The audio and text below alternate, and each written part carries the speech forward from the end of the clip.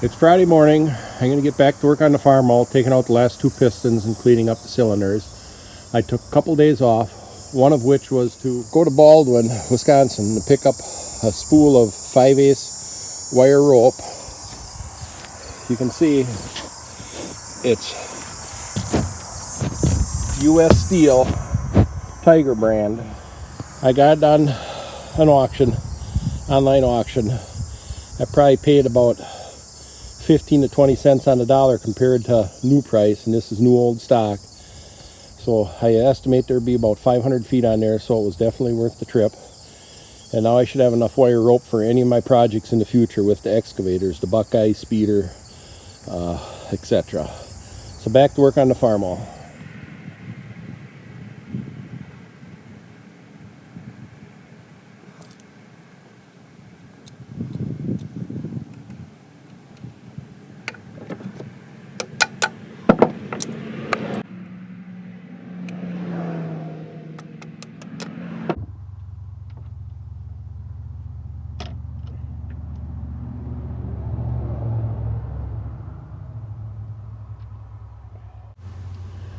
My ratchet just failed.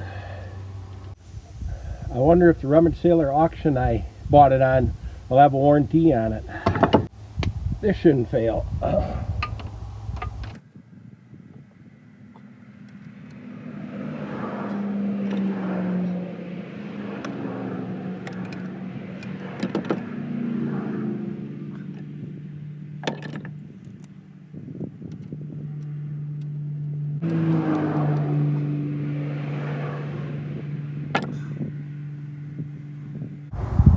This one, the cap's pulling right off too.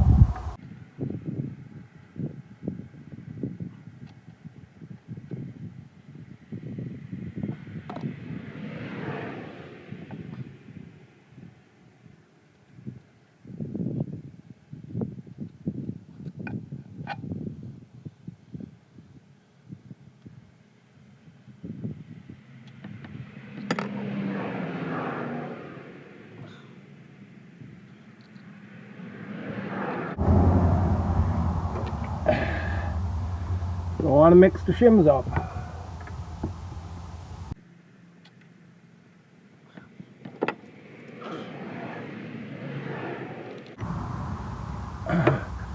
Right now I put the shims on with the bolts through to keep them in place.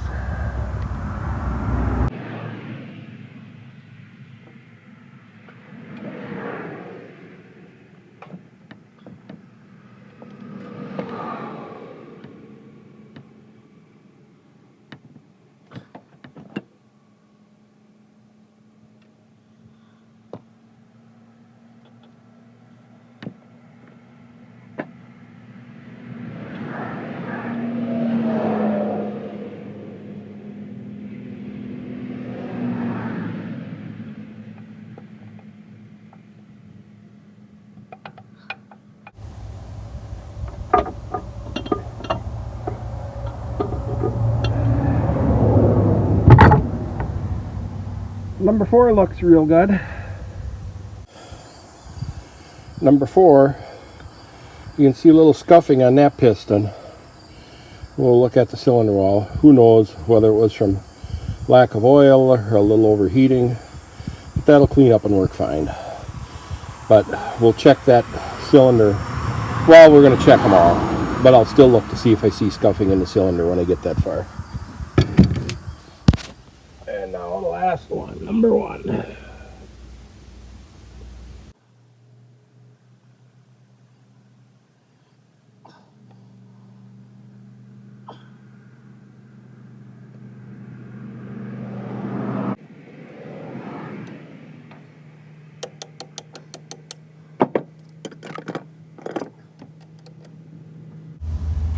I don't know if I took either that cotter pin was missing on one of them or I took it out before.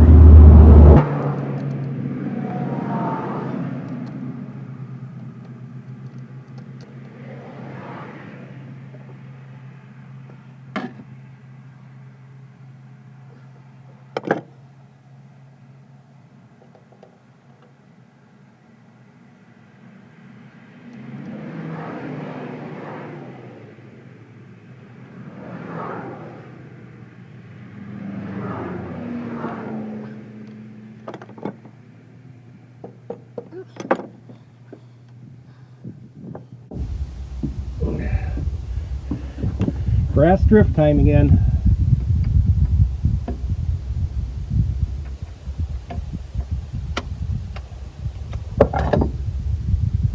That wasn't much.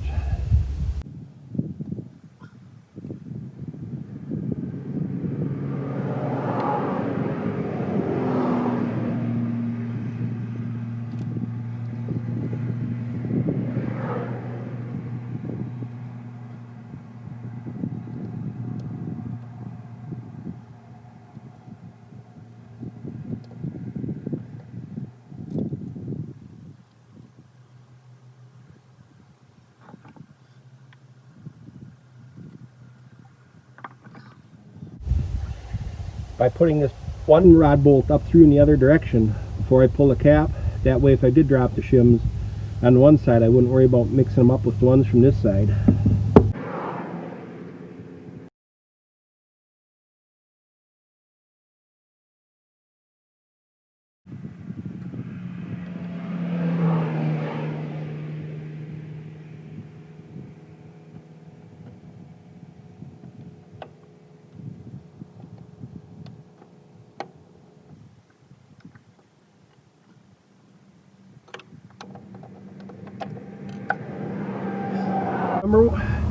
There's number one. Looks real good. I don't have to worry about mixing up which way around the cap goes in the rod because you see the writing on the cap. You can see the impression from that writing in the rod which way it goes. So that's easy to keep track of. Now I just noticed. So I know this engine has either been re-shimmed or apart before. Because this is number 2 rod, the first one I took out, and you can clearly see one of the castellated nuts has been replaced. So without a doubt, someone's been inside this before. I have all 4 cylinders out now, all 4 pistons. Now I'm going to protect the crank, and then I'll work at cleaning the cylinders. Now I think you can see it. This engine only has 2 main bearings, one on each end of the crank, and they are, I believe, the Timken style. In some literature I read, International Harvester claimed that these would last forever, and if they ever failed, they would replace them for you. I think if they failed now, I think that would be over with. You can see holes in what I believe would be a collar, and I believe that collar would hold in the bearing race. So I'm just guessing that that collar is adjustable to adjust the Timken bearing to the proper clearance, so you have the proper end play on the crank. So once again, there's only a bearing on each end of the crank, there's none in the middle. I'm sure some of you people out there who've worked on these Farmalls or F20s, etc., know all about these bearings and know exactly how they work. So now I got to protect the crank. I'm going to put a guard, a cardboard guard up from the crank up all the way to under the cylinder to prevent any of the material from cleaning the cylinders from getting into that bearing. I sprayed the rod bearing throws with white lithium grease until I get ready to put it back together. Well, I'm getting ready to clean up the cylinders. You see I have cardboard in to protect debris from getting in the main bearings, and I've taped up the rod throws. They don't get damaged until I put it back together. I put these washers and pipes on there and tighten down. I'm certain the sleeves wouldn't shift, but I don't want to take any chances. And I'm going to start with number 2, that being the worst one. I am going to be starting with my Sun and Hone with 100 grit on it, some old stones to start cleaning it up. So we're going to try it a little bit.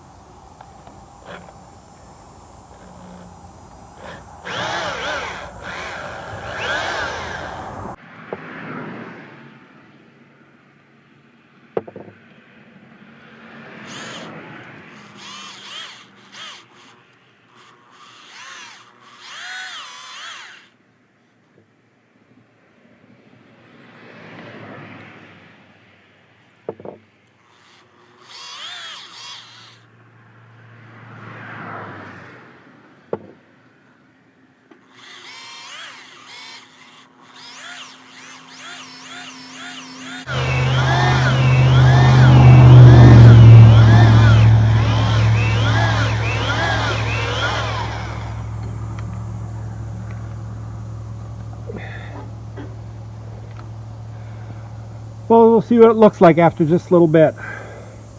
You can tell that there's taper to it because it gets tighter as it goes toward the bottom of the bore.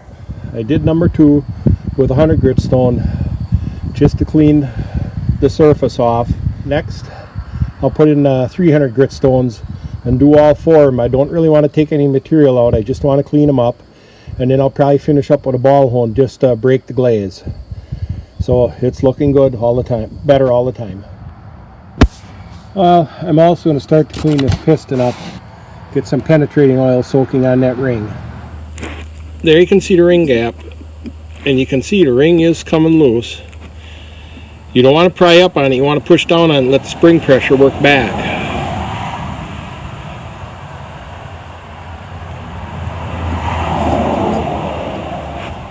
Because you want to try and get it loose in the groove just by pushing down, let the spring pressure bounce it back until you get it loose all the way around before you start trying to pry up on it and expand it to take it off.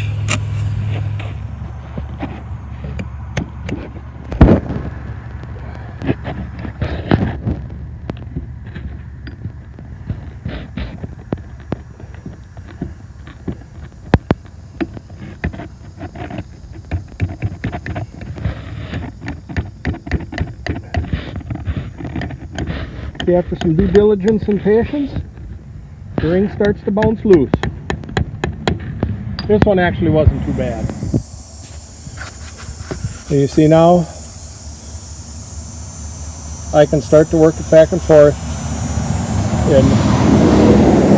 and the last little bit should come loose pretty soon there.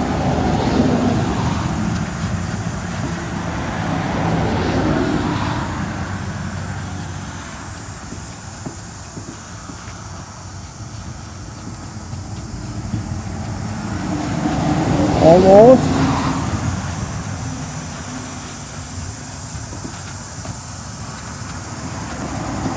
And there.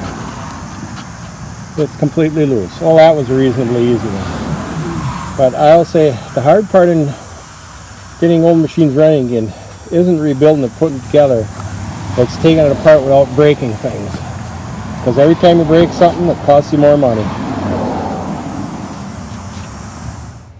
Now here's my vintage ring expander. Let's see how that works.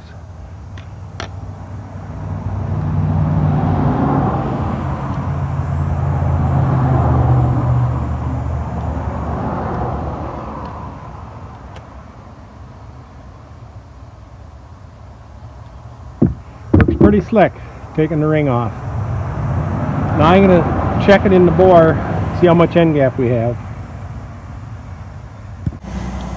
Well, I put it in the bore. It has quite a bit of end gap. I'm going to check the compression rings, and I'm going to think on it a little bit, see if I'll buy new rings for it or not.